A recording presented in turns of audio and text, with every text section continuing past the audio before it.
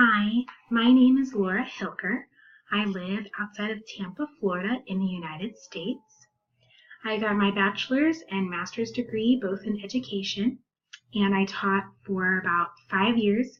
First I taught second and third grade, and then most recently I taught third grade from 2016 to 2017. I had my daughter last July, and so since then I've been a stay-at-home mom.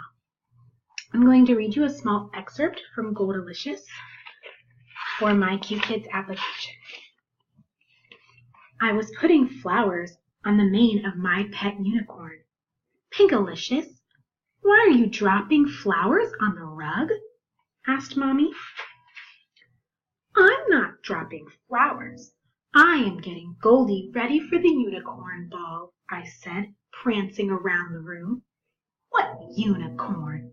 I don't see any unicorn, said Peter. She's right here, and she's not any unicorn. She's my unicorn. Her name is Goldilicious, Goldie for short. Oh, Goldie, you shouldn't have done that. You know better. Just neigh when you need to go potty. I'm sorry, Peter, but you're stepping right in it, I said. Mommy, what is Pinkalicious talking about? Whined Peter. Thank you.